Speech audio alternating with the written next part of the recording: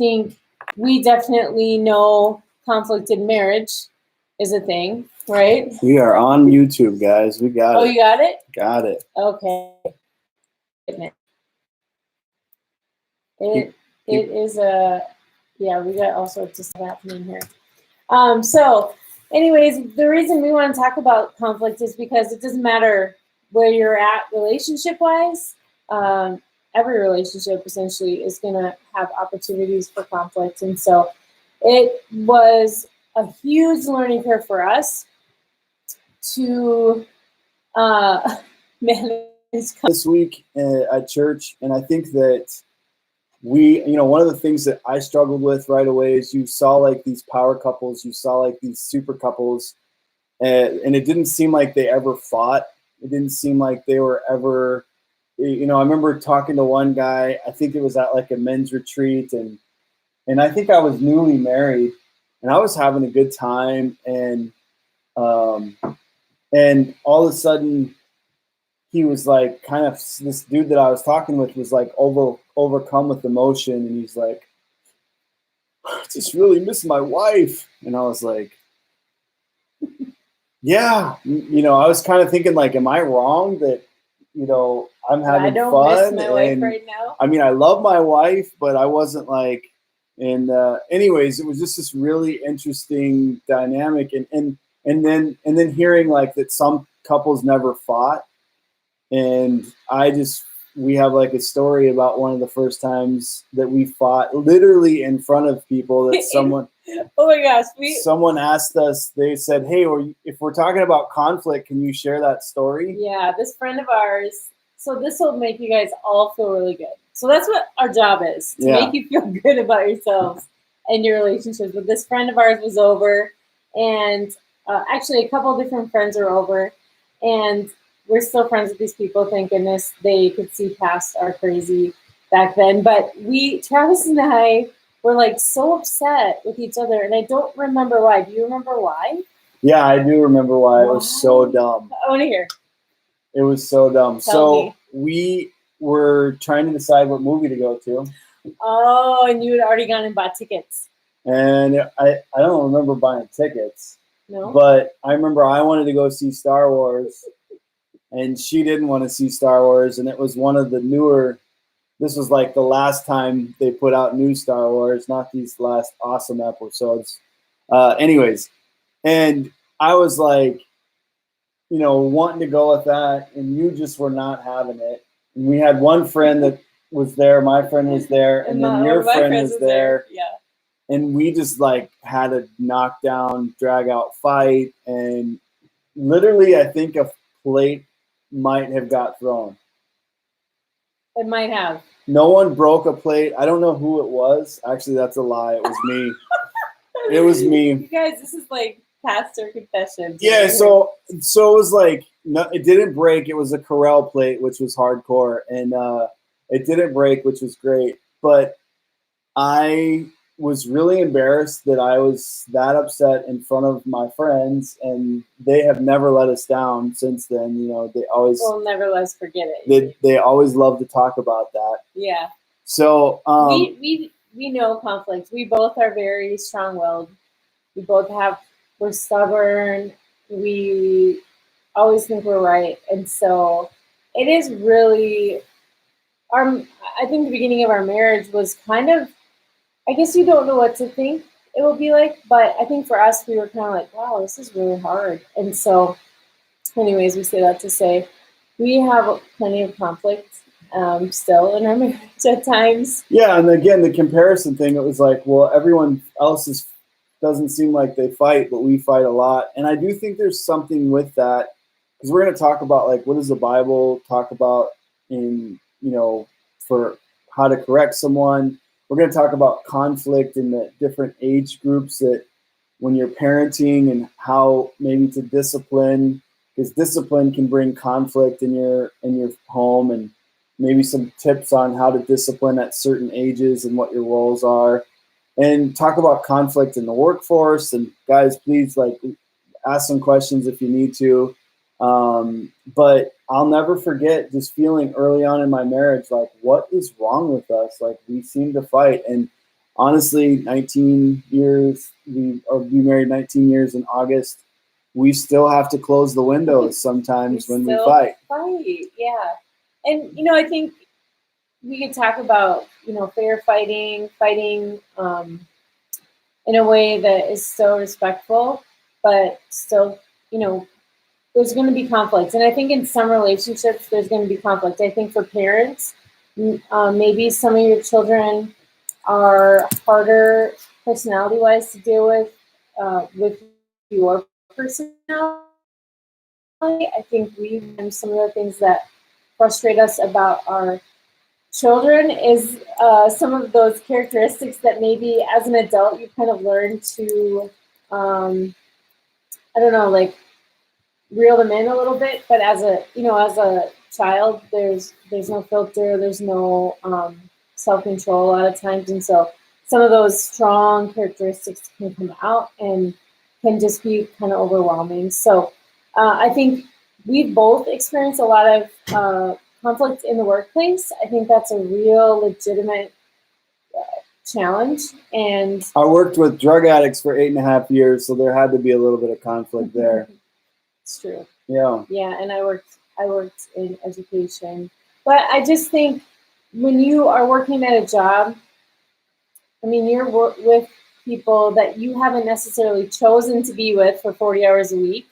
And so it's kind of like this melting pot of people. You just get thrown together with people that are maybe doing a similar job or something, obviously, in that organization, but it doesn't always work super great. And so, I feel like part of our role is to help people know how do you work through that, and how do you respectfully and in a kind way deal with conflict where it's a healthy way to do that. Right. Yeah, I think another kind of thing that's important about conflict in general is you see a little bit of like this thing going on online where it's like people, it seems like online and social media, there's just a ton of conflict, and it's almost like pick a side. Here's I'm right, and it's almost like we're just forcing people to pick a side and come to a conclusion. And I'll never forget something that my counselor told me, like, what if you're both right?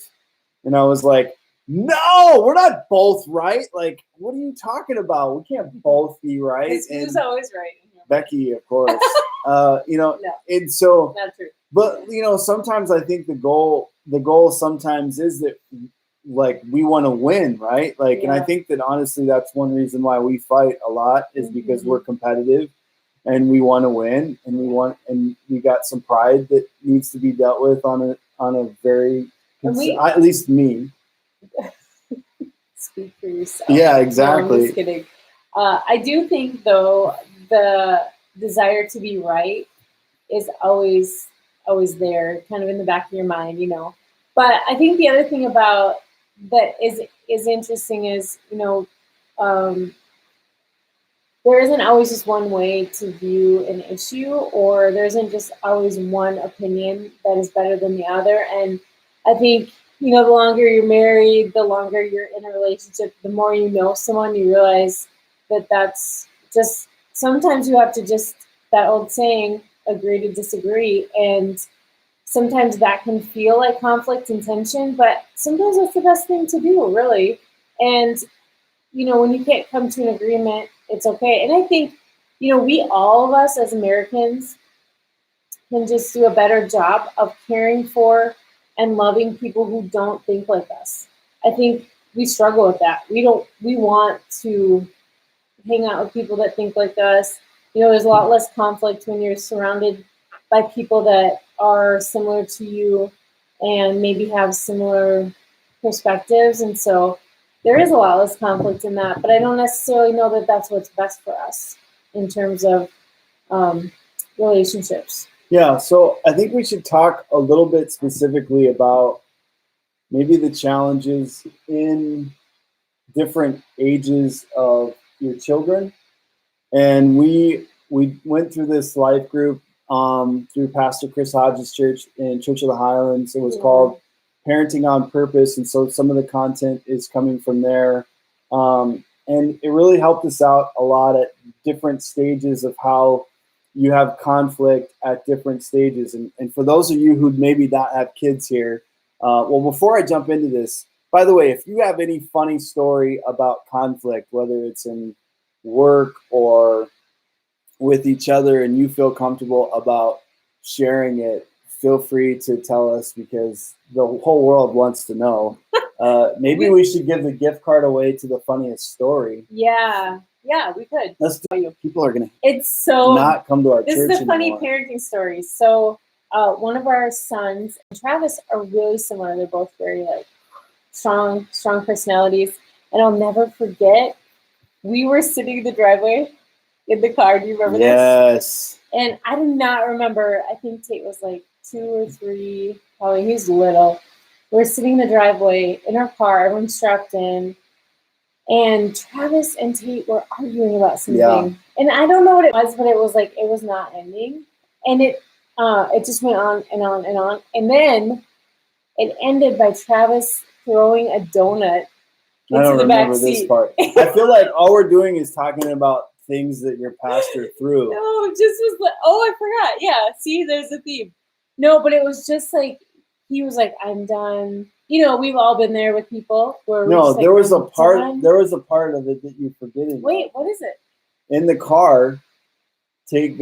He goes, I'm the. He said something like, I'm the strongest of the strong. And I said, boy, I am way more stubborn than you are. And he just like kept like matching my energy. Like, Tate, what we found out, he actually likes conflict, still does. He this is now the new norm around here. Like, I have to go to bed because I can't handle the banter between dad and son. It's not even like fighting. It's just like conflict. he likes to wrestle. He likes to. Anyways, the point of all that, these different stages that you're in, they kind of require different levels of discipline and conflict with your kids and maturity. Look, you know, I feel like I need to come up with a story. I have probably tons of stories of me freaking out. You throwing some things? Nothing like that. No, she's too spiritual for that. No, I mean, I legit would get so overwhelmed. Yeah. With our kids. Well, and I think that here's the thing. There's a couple things as we talk about families, and for those of you who may not have families or kids, don't tune out. This is still great advice for those of you who have friends with kids, or if you're going to have kids one day, or maybe you work with children. Like, there's some different stages, and I personally feel like so much of the issues that we currently have in our school system, it has to deal with parenting, with parents being afraid of conflict or being afraid of discipline. And there's more to it than that. I think there's a lot of complexities that our kids have to deal with that we didn't have to deal with when we were kids. But I think it's important that, you know, you be encouraged about whatever stage that you're in, and also you be really intentional about not shying away from your role as a parent. And sometimes I have felt like knowing what role are we in. You know, like knowing like what role are we in as a parent. Like right now, the role that I want to have is to go downstairs and tell my kids to be quiet because they are being loud during our life group. They're laughing, so it's like you kind of want to give grace for that. You want to give them a little grace, but I'm going to send them a text anyways. But I think that we want to start out, and I'm going to let Becky talk about that first stage from 0 to 5. And what the role of a parent is during that age, and how really we should be because I feel like there's a lot of conflict with toddlers, with little ones, with a lot of I want my way, and a lot of needs that need to be met, can be high stress. Becky we had 4 kids in 4 years, and so it was like, I feel like there was a lot of conflict and tension in our home. Yeah, so these are, like you said, we did a life group with, we didn't do it with Pastor Chris Hodges, but we did the online version of his life group, and he's a pastor in the South, and he at Church of the Highlands, and he kind of broke this down in this life group, and I thought it was really good. The first stage is 0 to 5 years old. So basically, birth through the preschool years. And during those years, our primary role is to establish the fact that we're the leaders, that we are in charge, and that we get to lead in our home. And so they say it like the right to lead, that we're establishing that it is our right to lead. And so what that means is, what that means is we don't give in. We are not passive in this season. We, even when we want to stop, we keep parenting. We're consistent. We are, I think, really from our kids' standpoint, that when they know how we're going to respond, and that we're just like, we don't waver. Of course, we all know, anybody who's been in this season, that it is so important to pick your battles. You can't pick every battle. What we did was we kind of decided a few things that were really important to our family, to us as individuals and as a couple. And then we kind of used those as a way to determine whether or not we were going to fight specific battles. So some battles we didn't engage in, but let me tell you, if you start the battle in this stage, you have to finish the battle. You can't just wimp out in the middle. Yeah, I think just a couple things with that too, like establishing, sometimes there's this whole like top down, I feel like you have this, don't read those right now, you're going to start laughing. We can't read those. Are these funny stories. We can't read those right now. We will read them. But you can't do, you can't be this top down leader, like, I just want my kids to like me.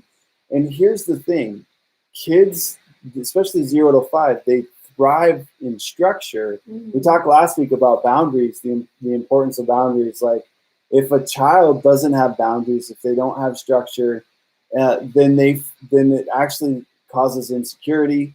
It stunts their development because it brings a lot of insecurity. Like, I'm not sure what to expect.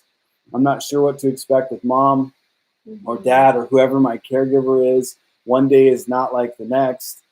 One day I can get away with something and the next day I can't. And obviously when a baby's an infant, your primary role, they're just feed me. You're and just meeting those you're needs. Just meeting needs. But once they get to that age where they start testing you and they start, testing the boundaries and testing the limits, they need to know they're absolutely loved and accepted no matter what.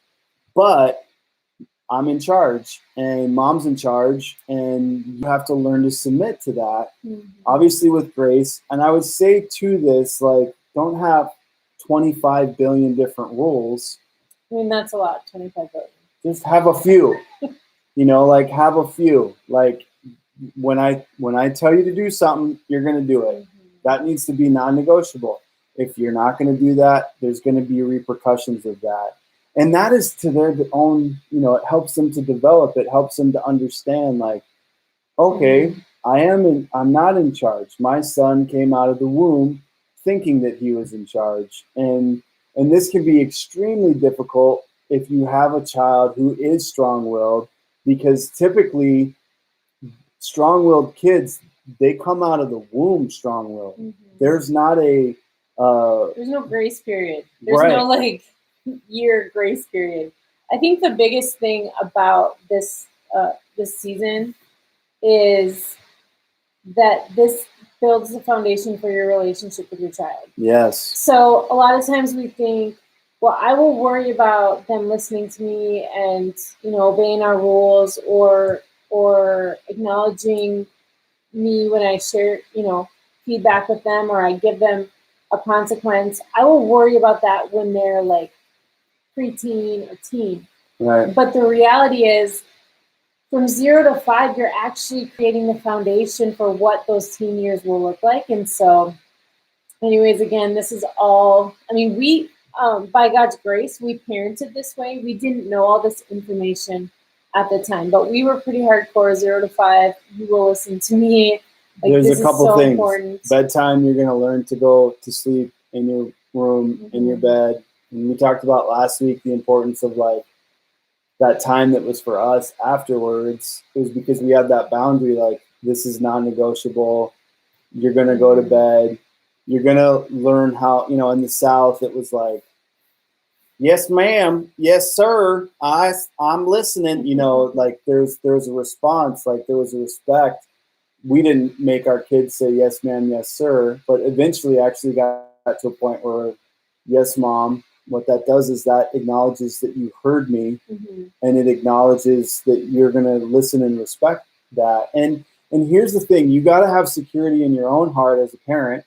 Again, we're talking about conflict. And so, like, because when something arises where they challenge that authority or they challenge that, you're not your own insecurities, and they do get in the way. I wish we could say. I mean, I feel like our insecurities, they usually cause us to overreact, or they cause us not to react enough. Meaning, like, if I'm insecure as a parent, I'm sometimes not going to do what I need to do. I'm not going to embrace my role because I'm unsure about it, or I'm unsure about the situation. And if I'm insecure and someone threatens me or threatens and dads, I think for me, this is a big one, like, feel disrespected, then I overreact and try to overcompensate. And so I think understanding of like being secure in your own heart will really help with conflict in every area of your life. But just knowing that your role as their caregiver is to provide that stability and that structure, and helping them. If you're raising your kids to love Jesus and fear the Lord, then some of that starts 0 to 5. Because you're teaching them to submit to you, which eventually is going to, in turn, teaching them how to submit and listen to God. Yeah. Well, and I think, the biggest thing is this: we can't have it all figured out as parents. So, like, and these are seasons, thank goodness, right?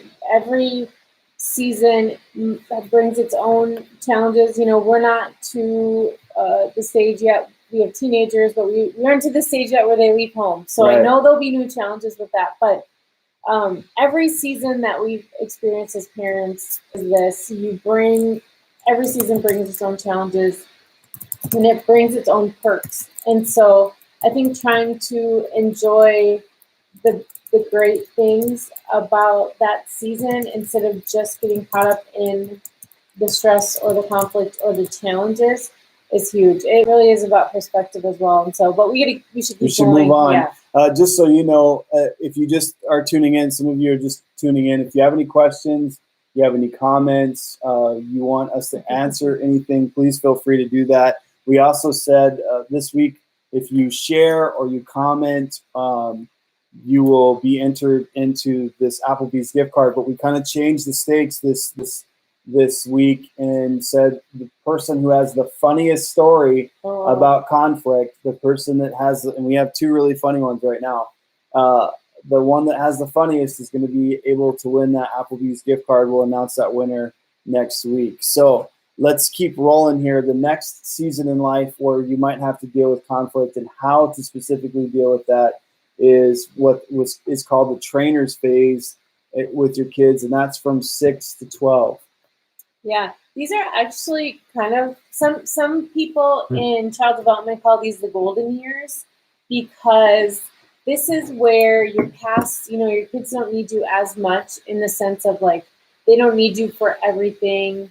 They can go to the bathroom on their own. They can, you can teach them when they're able to come out of their room in the morning. You can, our thing was always, when our kids turned 5, we felt like we arrived because we told them they could get their own cereal in the morning. Yes. And so on Saturdays, we'd be like, here's a cereal, you know how to get the milk out, and we're going to sleep in. Don't bother mom and dad. Usually that ended in a huge mess, but I think sometimes the mess is worth it. Getting to sleep in was, and of course you're not sleeping in because, you can still hear them and everything, but you didn't have to get up the second they're awake. But I think the thing that's kind of cool about this stage, and why I think some people call it the golden years, is because these kids they're past that high need stage where you do everything for them.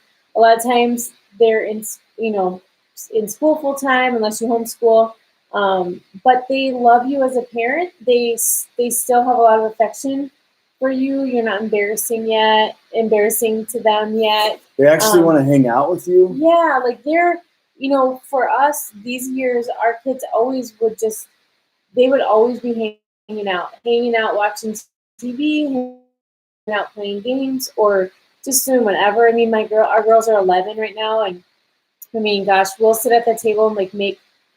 I don't know if you guys remember this. Anybody that's my age, but make those like embroidery thread bracelets where you tape the one end down, and you use knots and all this. Anyways, we'll like sit and do that, and it's like so much fun, and there's not a lot of conflict actually. I mean, there's probably some kids, there's still plenty of conflict, but the conflict kind of evens out a little bit in these years before the teenage years.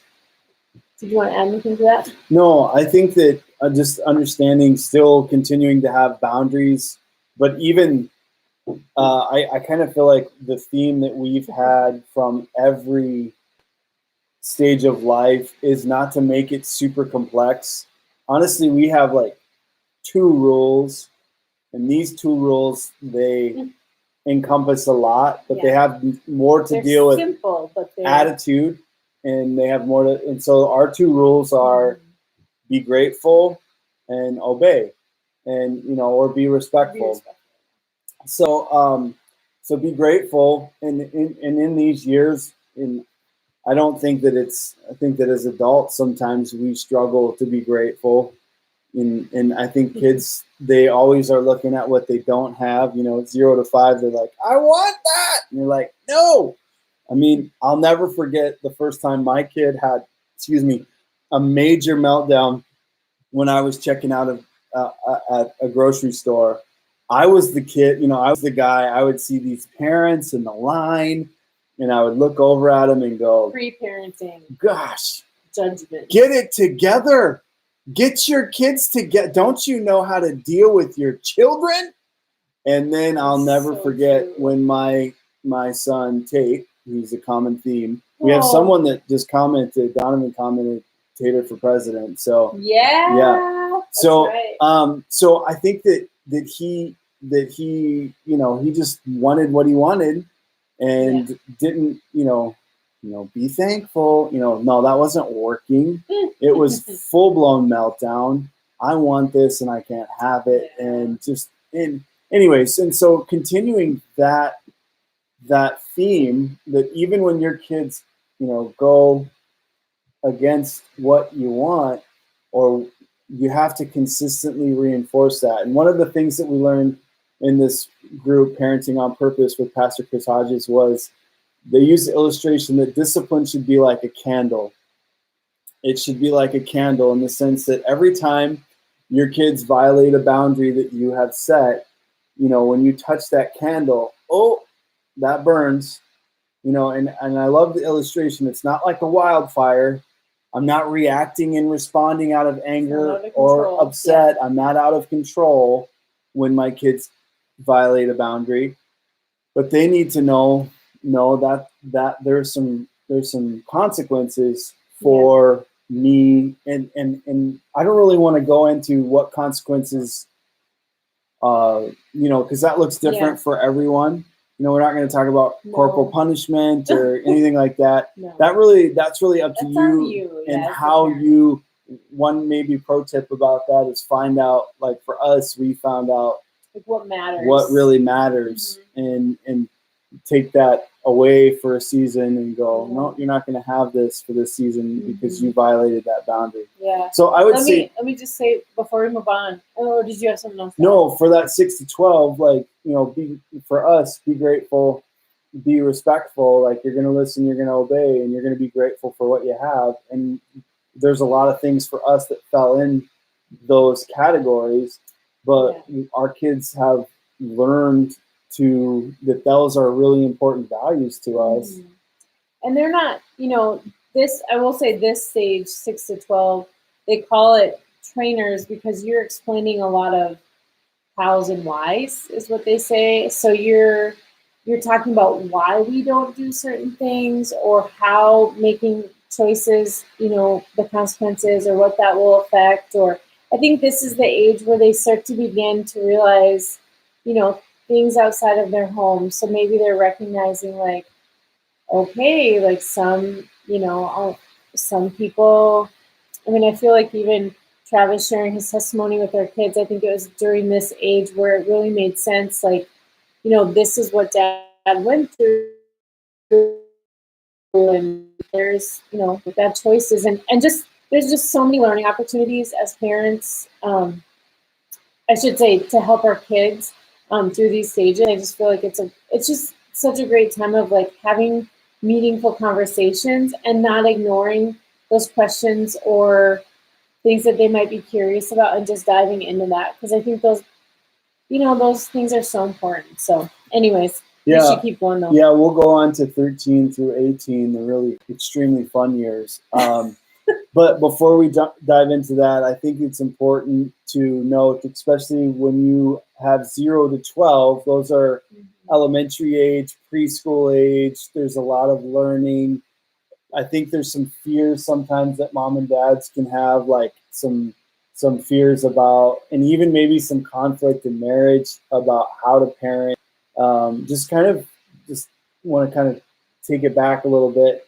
If you don't have children yet, it's a great time to kind of evaluate your values, like what's really important to you about parenting, about raising kids, and get on the same page with your spouse before you jump into that. Because I think that that's a tremendous thing that I feel like it kind of saved Becky and I from a lot of conflict. Not that we always see eye to eye, but for the most part, we're on the same page about how we parent and what we're about, and especially about our values, about what our home is.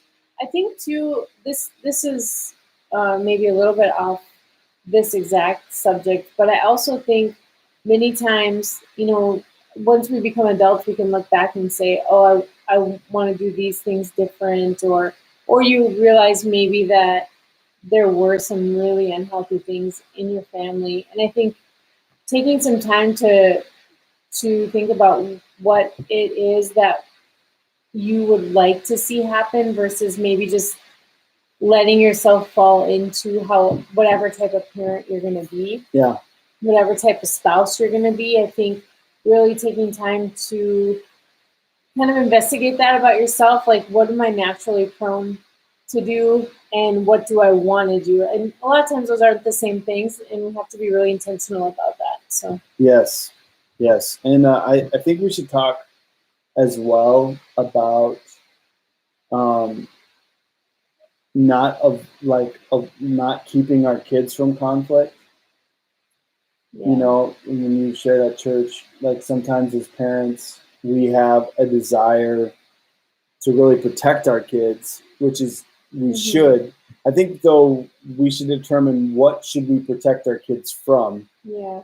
We should protect our kids from evil. We should protect our kids from harm in the sense of physical harm.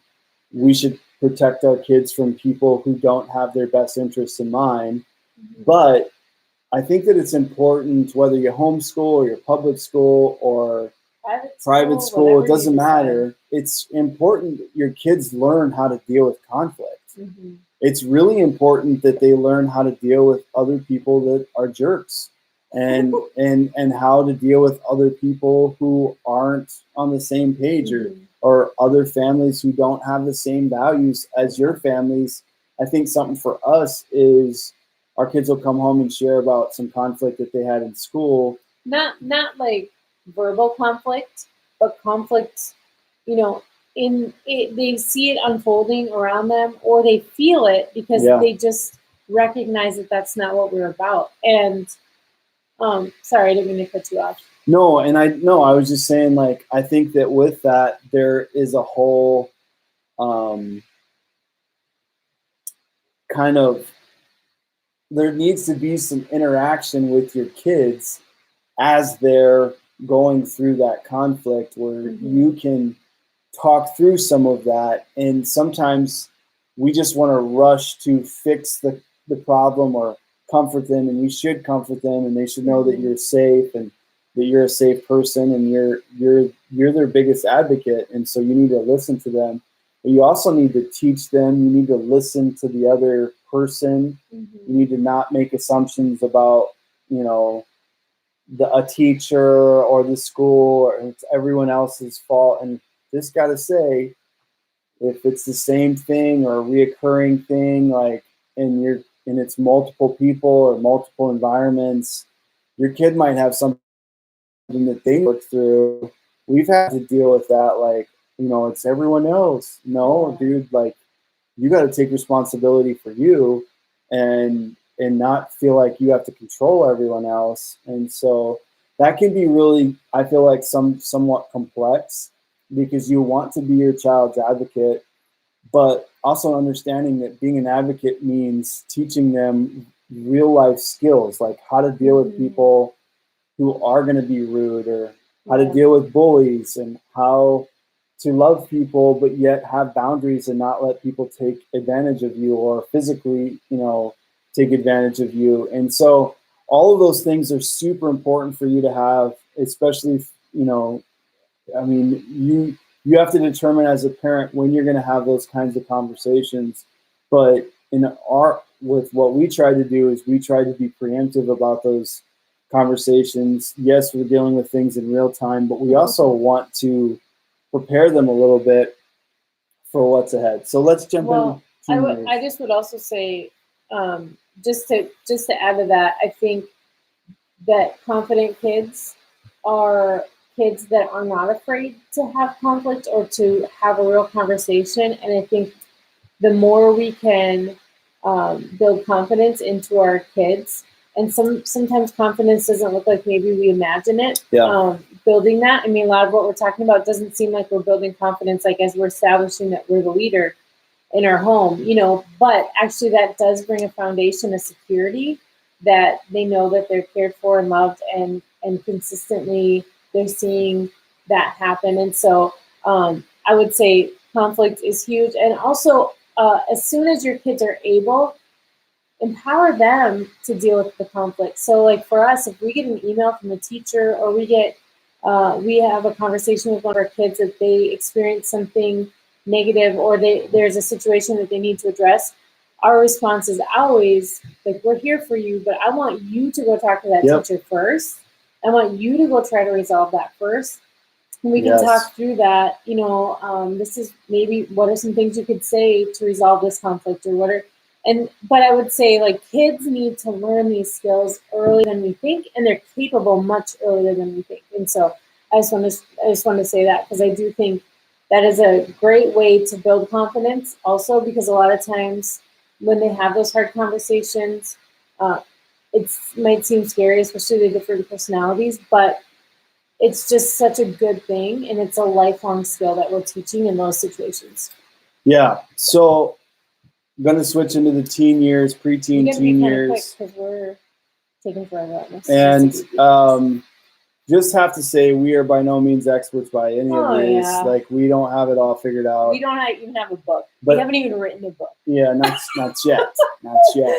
When we do, we'll let you know. But I think that the thing when it comes to teen years and how to prepare your kids for conflict, and how to deal with conflict in your home in teen years, just have to say, you got to go back to phase 1 and phase 2, 0 to 5, 6 to 11. If you did your legwork there, then teen years are going to be a lot easier maybe than other. I actually feel like our teen years, we have different problems. They're less disciplinary problems, and they're more problems that are outside of our control, meaning they happen at school, or they're happening with friends. They're not necessarily conflict that's happening inside our home. Also want to encourage you, though, maybe you're like, man, I didn't do any of those first phases right. They're definitely, you know, you can teach an old dog, so to speak, new tricks. You can still teach, you know, your kids the importance of learning and listening and obeying, but it's a lot easier when they're younger, in my opinion, than when they're teenagers or even adults. And just like God's grace. I mean, yeah, He can go back and restore stuff that we miss. And I mean, we all have to believe that God can make up the difference, between our parenting and what our kids actually need, or maybe we miss some stuff. So we don't want you to be discouraged, right. because God can go back and make up that difference, and He can create a strong relationship between you and your older kids for sure. So it'll take maybe a little bit more time and effort, but in the long run, we know that God is in the restoration business, and so that isn't outside of anything that He could do for sure. So first phase as a parent, disciplinarian. Second, trainer. You're just training your kids what's what. Third is a coach. And so the role, when it comes to your role as a parent in those years from 13 to 18, really needs to be like a coach. And a coach, and the visual picture for that is I'm on the sidelines, I'm watching my kids play the game, I'm yelling on occasion, right? Hey, don't go that way, or giving direction in that way. But I'm observing how they're behaving, what they're believing, how they're interacting, and there has to be very much a no helicopter parents. Like, there has to be somewhat, your kids have to learn how to fail. Yeah. And so many times we're like, we need to teach our kids to succeed. We do. We actually need to let our kids fail so that we can teach them how to fail and fail gracefully. And because failure is a part, when you talk about conflict, and I feel like there's a little bit of an expectation of we're never going to fail. We're going to try it the first time and it's going to go right. And, and there's just, that's just not reality. And so teaching your kids to fail, encouraging them to take risks, encouraging them to go out and try things, and watching and being a coach, like, hey, you can do this, or hey, remember I told you so. Don't say that. But you can say, hey, there's been times where I'll give my advice, they do it, they do what I tell them not to, and then they come back, all right, Dad, you were right about that. You just anyways, the point is you don't need to be right, or you don't need to be a helicopter parent, but you need to let them try and explore on their own. And I would say too, from there's some things about this stage that absolutely drive me nuts.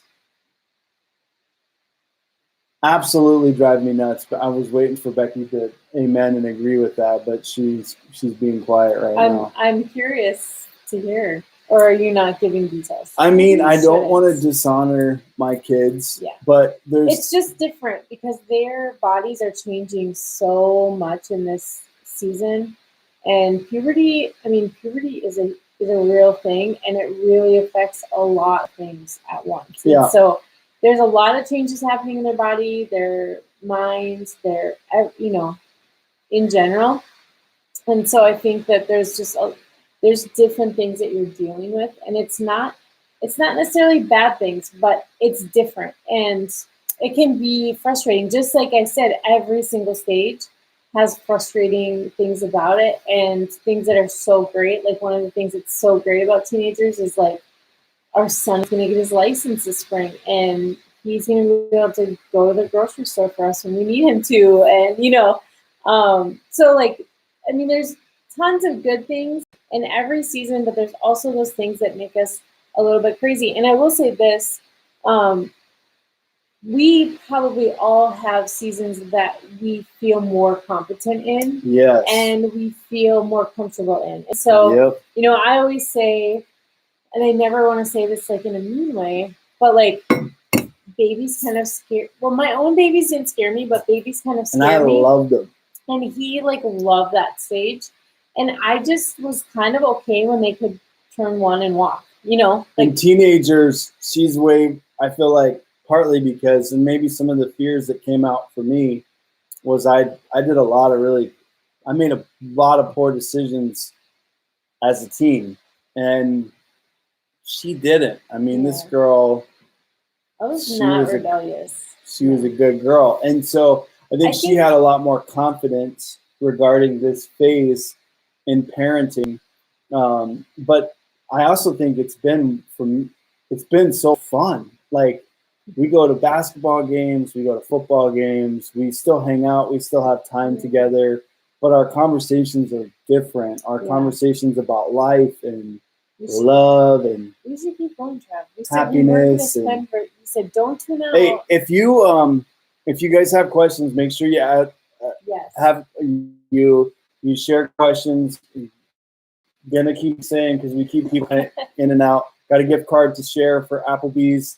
If you share, like, comment, but also we want to say the person that shares the funniest story about conflict, this is going to be your card. So make sure you share that either on here or DM us. Yes. But we've got the last phase is this, and this is a really quick, fast, easy one.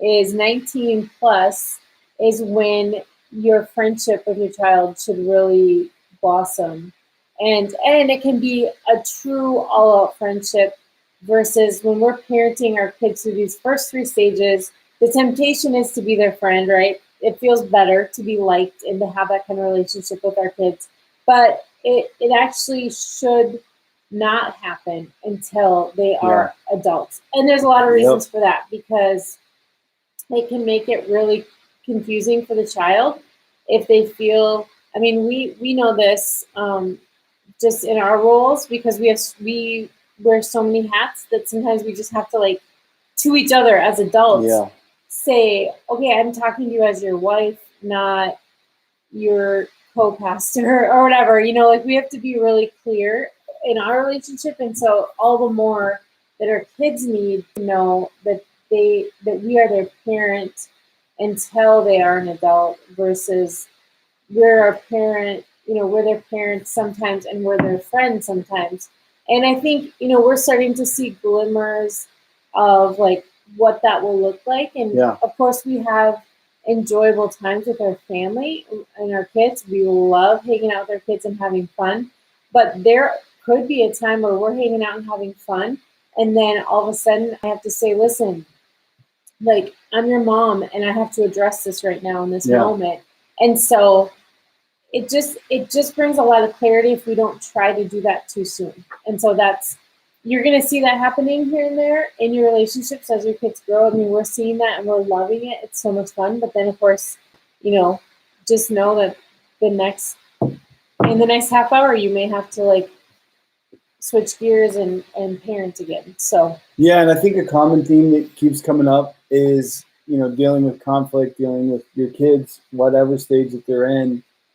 What about yourself? What about your own security? What about who you are as a person? And so I kind of want to dive out of the parenting stages and talk a little bit more about conflict in general, and talk specifically about what do you do when there's conflict. And so how can you, and maybe we'll even go into, how do you correct someone? How do you correct someone? So going back to last week, talking about boundaries, let's say someone violated your boundary, someone or consistently violates your boundaries. How do you confront that person? And so I'm gonna read a passage of scripture, and then I want to dive into maybe how this would be fluid in multiple different relationships, because I do think that the type of relationship that you have determines kind of how you give someone feedback or correct but Galatians chapter 6 talks about this. It's verses 1-3. It says, "Dear brothers and sisters, if another person or believer is overcome by a sin, you who are godly should gently and humbly help that person back onto the right path." And then there's a principle here, though. It says, "Be careful not to fall into the same temptation yourself." And so it's interesting that the scripture talks about the importance of introspection, like I'm looking at myself, and I think that the same principle happens when Jesus said, if you see someone else's sin, make sure you take the plank out of your own eye before you're dealing with someone else and their sin. And so I think the Bible is clear about to make sure that we are evaluating ourselves and that we ourselves are not, doing it, because part of it is motive. Like, am I just angry and I'm trying to redirect? Or do I actually care about the restoration of this person? Do I want them to, do I want to see some of maybe what they're doing?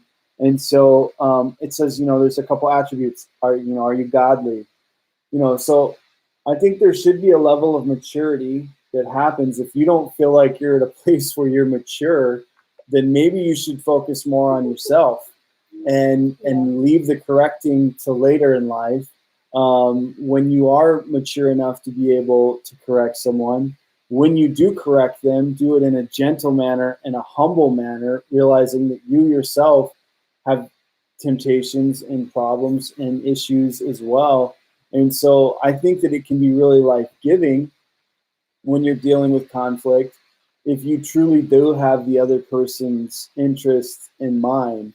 And who doesn't love to be loved, right? Nobody really loves to have those candid conversations or those crucial conversations. But I just want to say, as a husband, as a father, as a leader, I've been in ministry full time since 2005, been in ministry part time since 1999. So a long time, been helping people and seeing all kinds of different problems and issues. And I think that a common thing that I've seen happen is if you are lovingly willing to confront people that you love, or talk about the hard stuff, and say, sometimes in our marriage, we have to just talk about the hard things. Like she'll tell me, hey, I don't feel like I'm a priority. Like, can we have some time this week where you're putting your phone down and I'm the center and I'm the focus, and there'll be times that I have to share, that could potentially cause conflict if we're arrogant or if you're not meeting my needs. That doesn't really, that's confrontational in a different way. But if you have humility, and so Becky, I want you, I'm putting her on the spot here. Oh no, you know how well I do with that. I want you to talk about conflict in the workplace.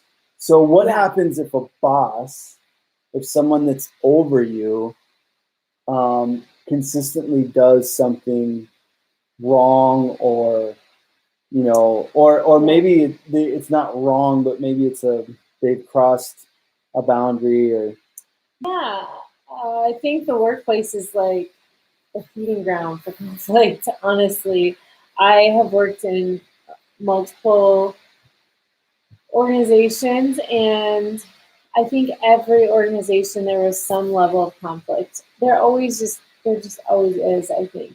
And so I think first I'm going to talk to someone that's like your equal, somebody that's like your coworker, a peer in the workplace.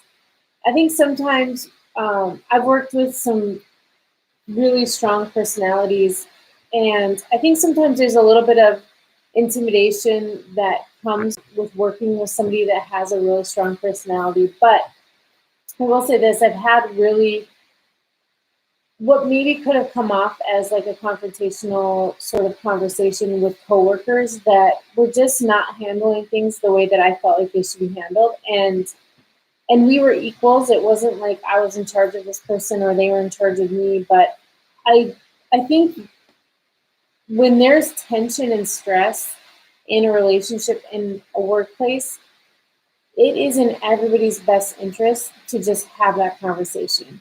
And so it didn't, the one example I'm thinking of, it was a very quick conversation, but it was a very meaningful conversation. And I think sometimes when there is tension and stress, people handle that different ways. And I think we assume that people will handle it the way that we're most comfortable with. Hmm. They don't always do that. And so what I have learned is just that there are people that handle stress in different ways than I do. And I don't always agree with how it's being handled, but I always have a voice. And so if I'm willing to go and have that conversation in a very life-giving way, I mean, you can't go in and attack someone and expect there to be results, of course. But I do think having that conversation it's vital, especially if you see yourself working with that person consistently for a while. I mean, it's hard to come to work if you have conflict and you have tension in that relationship. Boss, I never was in a I've experienced poor leadership in workplaces. I've experienced a lot of poor leadership in workplaces, but I What if they're watching right now? I mean, how would they know if I'm talking about them? Yeah, I mean, well, you know who you are. No, I'm just kidding. Don't you love when people say that? Well, if it's you know who you are. Okay. No, but I have experienced that where the leadership is lacking and it's frustrating as somebody that's trying to do their best in their position. And so I think it's harder for sure when it's your leadership, people above you. I think there is a right time to have conversations about that. But again, you have to be really humble and you have to be doing it for the right reason, not selfish, like I'm going to get back at you sort of reasons. And if we're honest, there are just some times where you're not going to get to say those words that you desperately want to say because you just know it's not going to be a healthy response and it's not going to help anybody. So I think, knowing when it's worth it to take that risk and when it isn't is huge. And sometimes it just is not worth it because of a lot of different, pieces to the puzzle. But I would say, especially with a coworker that is like your peer, I feel like it's almost always worth it. But there are seasons or situations where it could be more challenging. So I think you just have to know yourself well enough. You have to know the people you work with well enough to know, what could potentially come out of that sort of a conversation. Yeah, I think when it comes to your boss, like when it's someone that's in charge of you, you have to ask yourself the question: is this is it a preference thing, or is it like this boss is violating, something that's wrong? And so I think that we have to. I love Daniel in the Old Testament. I love the story of Daniel was willing to confront in a humble way things that were not right around him and was willing to suffer the consequences of that. I think that we can't be afraid. So going into like maybe a boss or someone over you is asking you to do something immoral or wrong, then you have to be willing to suffer, if you will, the consequences of saying no. There's times in my life, I remember I had to quit a job during the day, right during the same day is the only time I ever walked off a job because one of my bosses was being absolutely crossing lines about how he treated employees, and I just said, hey, you got to stop that. And he went off, and I said, hey, I'm not going to be working here anymore. So you have to know, like, and then in 2 days I had another job. Like God took care of me because you have to know like your own values and not be afraid to stand up for what's right. I want to dive into something a little bit more serious and then just give a few minutes to make sure if you guys have questions that we leave some time to answer questions. But I kind of want to be a little bit more serious about conflict. Like maybe you're in an abusive situation. Maybe you're in a marriage that's abusive. Maybe you're in a relationship that's abusive. Maybe you're the recipient of a lot of conflict.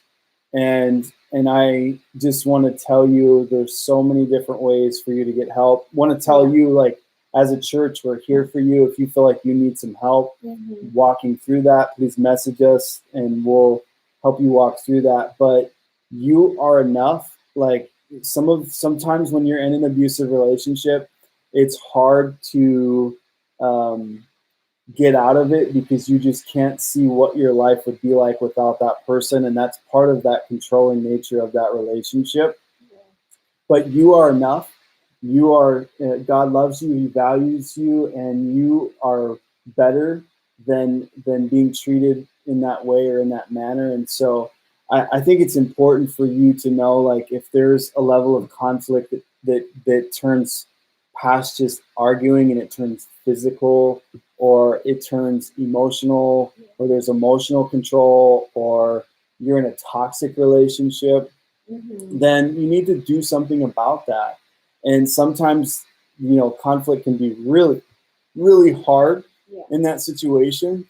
But when you get on the other side of that and you look back and go, man, I'm so glad that I dealt with that, because maybe your kids are in a bad place or yourself is in a bad place. And when you get on the other side of that, you can be free. Yeah. You can be free from that. And so conflict in that way, we'll be praying, because I just felt led to share about that. And so we'll be praying for you. And again, if you need any wisdom or advice about that, please let us know. So that's it as far as our content for the evening. Now is your time to make sure questions. Now's the time. Yeah, I'm going to read a couple of these stories. Think it's super fun. Love the comments. Thanks, Kristen, for watching. We've got a couple of stories here that we can read. Allie is wanting more information, Becky. She needs you to talk more about. Wait, where is I'm guessing that it was about 23 minutes ago. It was about teens. So, anyways, Richard Priggy says that he had a coworker on his team that loved conflict, but one thing he taught me was the value of being upfront and transparent, resolving conflict right away versus letting it grow unresolved. Come on, bro. Yeah. Preach. That is so good. Someone here is talking about escaping an abusive relationship. So proud of you for doing that. Come on, that's amazing. We've got a couple stories here. Some funny stories about conflict. Someone wrote here that their husband and them were having a communication conflict because he told her that he needed to take a pregnancy test because I was being extra crazy. I texted my bestie about how he was unreasonable. I couldn't believe he would say that. First, I accidentally texted that to him. Oops. Oops. That's amazing. Later that day, I found out that we were pregnant with our little Penny. Lesson learned. Learn to deal with conflict. No gossiping, bad-mouthing your spouse comes from that. Good comes from that. Thankfully, we are better at resolving conflict. That's an amazing story. That's awesome. Somebody else put here funny stories about conflict. My nephew, who is six, and I have helped raise him, he would always love to push buttons as 6-year-olds do, but timeouts didn't work. He still loves timeouts. That is awesome. He puts himself in timeout all the time. We used to say, Logan, you won't be put in timeout if you keep being mean or something. And he would reply with, I can put myself in timeout. That is great. And would go in the corner and sit. How do you deal with that? I don't have any answers. Find out what Logan, maybe it's the Xbox or the PS4. We have a new method with our teens that for discipline. Oh yeah, this is helpful. Pay attention if you have teens. If you have teens, what we do is and by we he means he. Yeah, so if there's any kind of like crazy over the top response, diva. I said if you're being a diva. Oh yeah. If you're being a diva, and we'll give a warning, of course, but if it continues on, then our kids are on social media, and so I will post for the day on their social media, acting like I am them. So and then there's a time limit, like it has to stay up. They can't take it down amount of time. Yeah, that's really been effective. Yeah, I think it's helpful. Actually, it's good, and it's funny too. We tell people, our kids might not be that exciting to follow on social media, but it's worth it. The follow is worth it, just in case they get in trouble, and then Travis gets a post on there. So we've had some funny ones. Well, thanks for tuning in so much. Yeah. Appreciate This was you fun. watching. We'll be here next Tuesday at 8. And we are just thankful that you take time to listen, watch. If you have any questions or anything regarding relationships, this last week we talked about boundaries. This week we talked about conflict. Next week, what are we talking about, Pastor Becky? You'll have to tune in to find out. Love you guys. Have a wonderful evening. Thanks for watching. Bye-bye. Yeah. For those of you on YouTube, you're amazing. Thanks for watching.